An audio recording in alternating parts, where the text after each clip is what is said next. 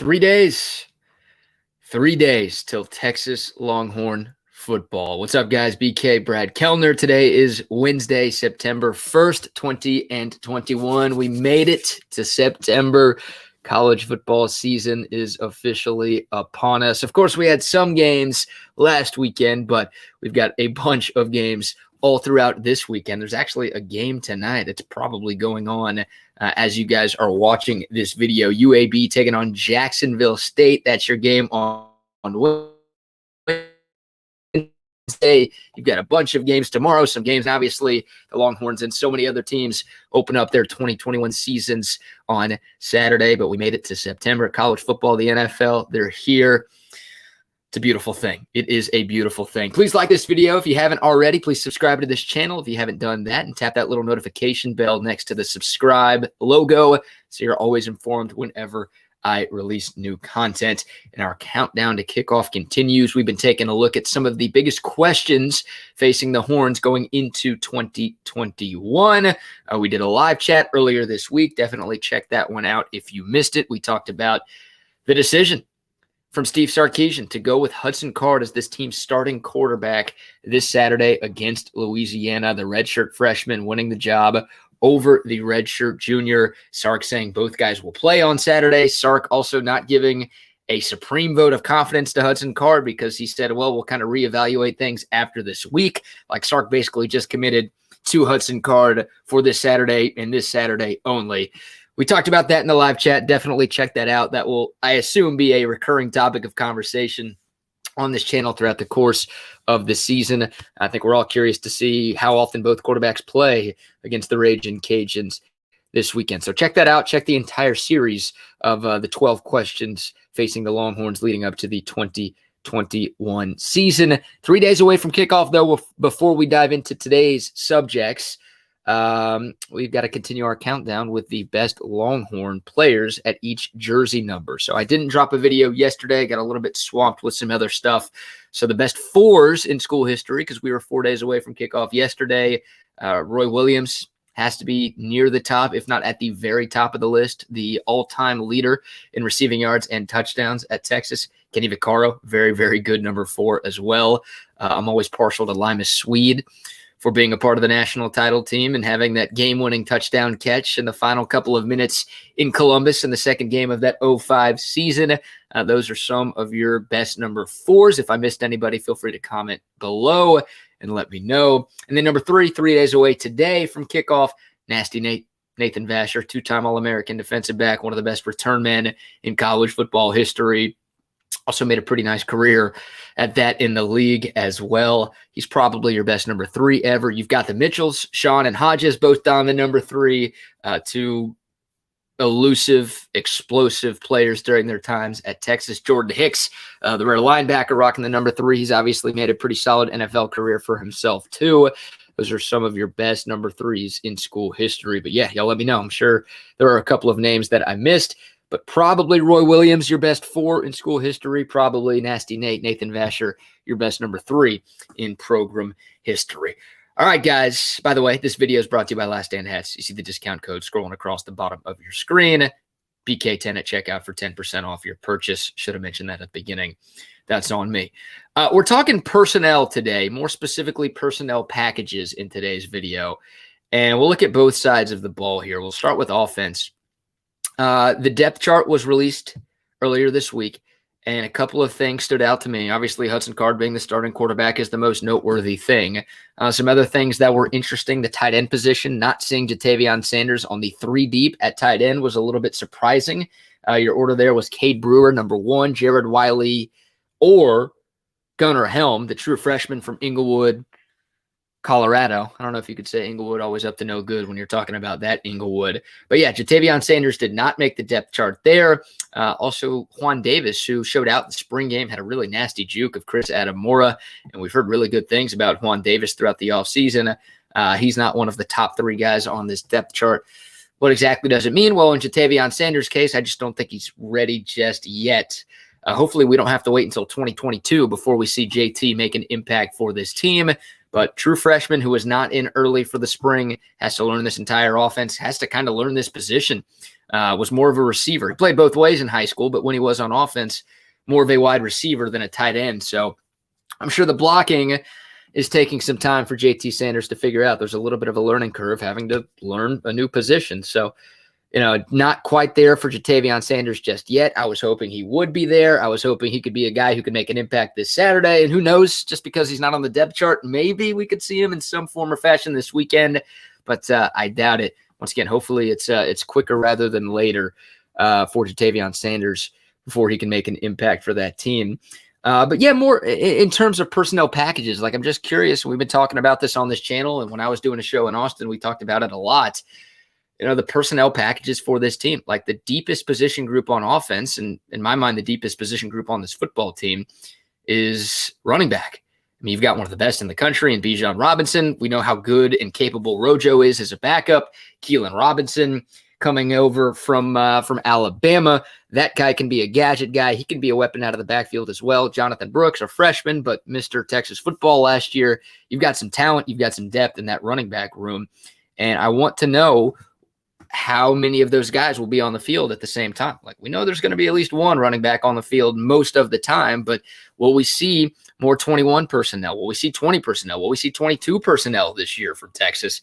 We didn't see a lot of that under Tom Herman. It was very frustrating, right? Because there were some skill position guys in the backfield last year, really the last couple of years for this Texas offense, and Tom Herman very rarely would put more than one running back on the field. I think you could count on two hands how often we saw that last year when you had a guy as good as Bijan. You had Keontae to start the year, but obviously you had Rojo too. Like, it felt like, okay, especially considering the lack of wide receiver skill that this team had last year, felt like you should have had multiple running backs on the field a decent amount. And we didn't see that under Tom Herman. Hopefully we see that with Steve Sarkisian. He's talked about it since he got here. He wants this thing to be a meritocracy, and he wants his best 11 to be on the field as often as he possibly can. Well, with the question marks we have at wide receiver, knowing Troy Omeiri's not going to play, not quite sure how much of a threat these tight ends can be in the passing game, feels like the opportunity is there to run some 21 personnel or some 20 personnel, maybe some 22 personnel. I hope we see way more of that on Saturday. Hell, you can even line Jordan Whittington up in the backfield, and I think you could use that guy as a weapon there too. So you've got some gadget guys in this offense. Once again, you've got some talent, you've got some experience, you've got some depth in that running back room. Stan Drayton's a hell of a running backs coach. I think we all know that. I hope we see multiple backs on the field. Maybe not all the time, but a decent amount. Like, that should be a staple, not like a wrinkle. That should be a staple in this Texas offense in 2021. And I think Sark's going to find a way to make that happen. So I'm curious how much of that we see. You can go to the tight end position too, right? How many times is there one tight end on the field? How many times are there two tight ends on the field? Tom Herman, for the most part during his tenure at Texas, was an 11 personnel guy, one back, one tight end. How does that change, obviously, with running backs and with tight ends under Steve Sarkisian? And the wide receiver position, obviously, a question too. No Troy Omeiri this weekend. Hopefully it's just a 1 week thing for Troy Omeiri, but Xavier Worthy going to start, true freshman. He's turned heads all off season long. Everyone's excited about him, but different beast on Saturdays. We'll see what he brings to the table. Joshua Moore's had an up and down career for Texas. I think he's a solid player. Jordan Whittington, 5-star kid out of high school. The potential seems to be there. Just hopefully he can stay healthy this year for this team. But you've obviously got some questions at wide receiver, and you don't have a ton of depth beyond those guys, right? Marcus Washington, we're waiting on him to take a step. Alvonte Woodard, same thing. Those are a couple of guys who have been in this program for a few years, and they haven't quite given you what you want. So does Sark feel that he's limited? I feel like this team is limited at wide receiver. Does Sark feel that way, and how does that impact his personnel groupings on Saturday? It'll be curious. I'm curious to see how it goes. So that's offense, right? What does the personnel look like? What do the personnel packages look like on that side of the football? The running game is going to be the identity of this offense. I don't think there's any doubt about that. That will obviously make life easier for Hudson Card too as a first-year starter. But personnel packages, what is the most consistent package we see, and also what type of wrinkles do we see from Sark this weekend and all season long? So that's on offense. Now the question would be defensively. What type of personnel packages do we see from Pete Kwiatkowski and company? PK has always been a very multiple coach.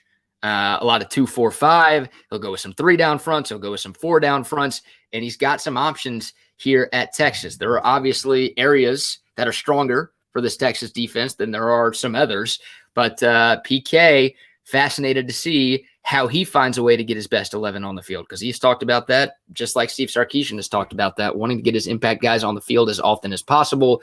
We've heard reports of Alfred Collins getting some work on the outside, right? He was pretty much exclusively an interior defensive lineman last year. Well, now he's getting some work on the edges. And if you look on the depth chart, he's actually listed as an N/Jack position on this team behind Jacoby Jones on the depth chart. So what kind of impact can Alfred Collins make on the outside? I think he'll make a tremendous impact. I think that dude is just so good that it doesn't matter where you line him up on the defensive front. He's going to find a way to make some plays. But yeah, how many down linemen do you go with Texas? Because in my mind, and I think in everyone's mind, the defensive line is the strength of this defense. I mean, you've got Alfred Collins, you've got Jacoby Jones, those guys I just mentioned.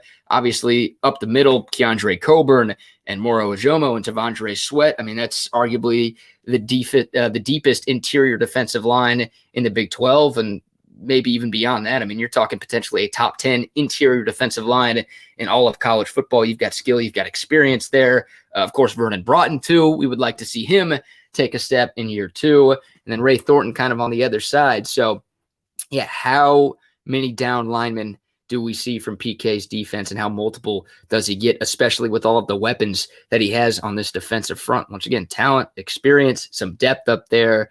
That's the strength of this defense. How does PK maximize that strength? That's going to be interesting to see, too. Also, another depth chart observation. It feels like a strong word. I think everybody noticed this. Luke Brockermeyer, a starter at middle linebacker. That's going to be interesting to see. How much does he play this weekend? Do you have less linebackers on the field and put an extra defensive lineman on the field more often than not? Maybe because you're not so confident in Luke Brockermeyer. I think we all have some questions about the linebacker spot outside of DeMarvion Overshown. Luke Brockermeyer and Ovie Gofu, your two starters at the other two linebacker spots.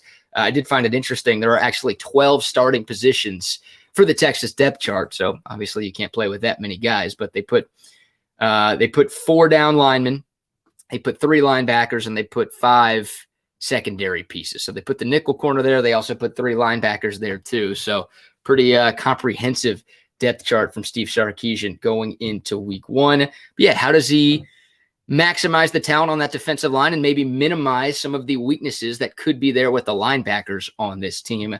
That I want to see. Also, the safety spot, Brendan Schooler or Jaron Thompson. That is what's listed as your starter at the free safety spot. And then you've got Jaron Thompson listed as your star, too. He's actually second behind Anthony Cook at the star spot, which is your sort of nickel spot in this PK defense. So how does the rotation work there? So personnel packages, a big question, not only this Saturday, but all throughout the season. Can we see multiple backs on the field at the same time on offense? And how often do we see that on offense? And then defensively, how multiple is Pete Kwiatkowski? 2 down fronts, 3 down fronts, 4 down fronts. What's going to be the standard? What's going to sort of be the base for this Texas defense this year? What kind of linebacker play do we get from this team this year? How many linebackers will be on the field at one time this year? We'll all find out together on Saturday. Product launch, as Steven from Fanatic Perspective is calling this thing. So that's it, I think, for today's video. Please like this video if you haven't yet. Subscribe to this channel if you would be so kind. And comment below your thoughts. What should the personnel groupings look like for this team this weekend against Louisiana? Are you with me on wanting to see multiple running backs on the field more often than not this year? What do you think the defense is going to look like this weekend? What do you want to see from Texas this weekend? We'll continue to count down this list of questions facing the Longhorns leading up to Saturday, but we'll also dedicate a video towards a Louisiana preview and talk about what the Ragin' Cajuns bring to the table and how this is going to be a difficult matchup for Texas in week 1. I don't think any Texas fan is chalking this up as an easy victory. And if you are, you shouldn't be. Louisiana's damn good. So we'll talk about them and some of the problems that they could present to the Longhorns at DKR this weekend in a future video. I think that's it. I think that's everything I wanted to hit today. Appreciate the love. Appreciate you guys watching this channel and supporting me from afar. Listen to The Wheelhouse weekdays from 3 to 7, ESPN 97.5 in Houston. Check it out, ESPN975.com if you want to listen from outside of H-Town. But that will do it for this video. BK10, once again, at laststandhats.com for 10% off your purchase. I'm talking in circles, guys. I'll get out of here. Thank y'all for the love. Appreciate the continued support. Until next time, y'all stay safe. Y'all stay healthy.